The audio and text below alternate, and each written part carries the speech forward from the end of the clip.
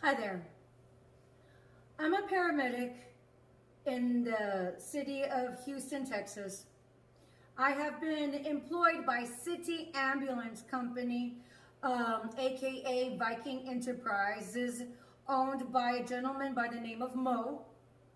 My tenure began roughly December 23rd of 2016, and my last shift was roughly the second or third week of November 2020. I'm here to give my account of my experiences and to help warn others about the dangers of this particular company.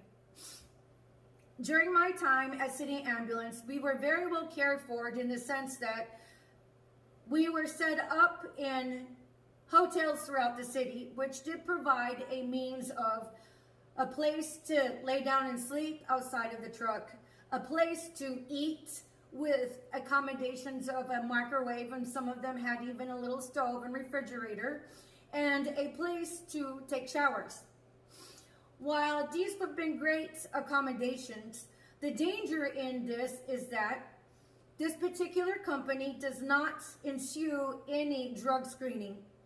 Hearsay, and the rumor mill has it, that even the owner indulges in cocaine. And even the owner knows which synthetic urine can be used to pass drug urinary screenings. The danger in this is that there are many double standards that I have encountered during my time. While I have decided in the past to stick it through, was because we had many opportunities for overtime. And if you could handle the overtime, it was usually there. However, in light of the onset of the outbreak our country has endured, it is rumored, allegedly, that the owner has hotel businesses that took a nosedive. And whenever the owner had been bequeathed funds for his EMS personnel, the rumor mill has it that he had actually funneled the funds into his hotels. Therefore, instead of providing more ambulances to help defray the high call volume, it hasn't happened. And in one instance, hearsay has it that a gentleman by the name of Aaron had died 20 minutes out from his house coming off shift. Many of us have made many complaints that we're being overworked and overtaxed without help. And rumor has it that even though there are many holes in the schedule, there oftentimes are employees that are denied overtime, and those holes in the schedule continue. Therefore, the employees that are working get run even harder into the ground. While the allure of overtime is quite a blessing, the trade-off is one's health. It has been my experience that there's also been double standards and foul play. Over the summer, my direct supervisor in EMT Basic, by the name of Russell Noble, had accused me of stealing Versed and waited 3 weeks to address the issue with me from the units under scrutiny. I told him I did not take it. He responded, "Yes, you did." I told him I did not take it. He said, "Yes, you did." This I interpret as harassment, and I interpret it as gaslighting. Why gaslighting? Because I told him I did not. He insisted I did. And whenever I asked to view the narcotic log, he denied me access to it. He denied to show it to me. What ambulance company would instigate this kind of behavior from a supervisor? The owner, Mo, has continued to keep Russell on as an employee. I had reported this to Dan Gardner. And even after me reporting this to our DO, Dan Gardner, Mo still keeps Russell on as an employee. Toward the end of November, I had asked Russell Noble for acute need of respite due to the outbreak, COVID. I had recently lost a mother to cancer.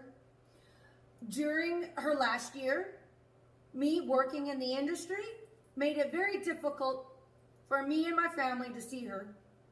So upon her passing, concurrent with all the hours I've worked throughout the year, I needed some downtime. During the year, I had taken on depression, and during the year, instead of cleaning my house, I had opted to sleep or nourish my soul with my hobbies that include belly dance, fire spinning, and drumming. Therefore, my house became a wreck. It became shambles. I needed time for acute need of respite to defray the tension from the secondary and tertiary effects that the outbreak had ensued upon me and my family. Russell's response to this was to take me off the schedule, to take away my hours, and terminate me without a phone call. However, whenever he had accused me of stealing the narcotic or said, he still kept me on the schedule, didn't even defray my hours, still kept me at my assigned station, and even continued to allow me to work overtime.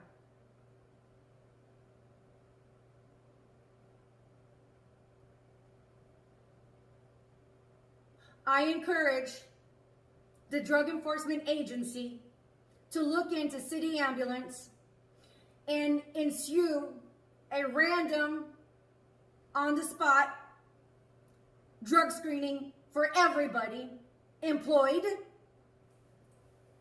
including the owner, Mo, Alex, everybody from the owner all the way to the red ribbon janitors that keep it running, that keep it clean. And I would encourage City Ambulance to actually sanction the dispatchers to be certified. Rumor has it that Mo will not hire a dispatcher who has a certification. It has been my experience that the dispatchers, not all of them, some of them have been caught being bribed, thereby allowing one crew to work harder than other crews. This is not right. And there should be fail-safes in place. The biggest fail-safe would be everybody gets drug tested in the presence of somebody to make sure that the urine being passed is not synthetic. And if you are considering a career in City Ambulance, I would highly suggest, unless you want to fall prey to double standards, that you look elsewhere to protect your red patch, to protect your blue patch, to protect the academic progress that you and your family had worked so hard to get you to pass school. This is my warning to everybody. to help keep others safe. Thank you for listening. From Houston, Texas,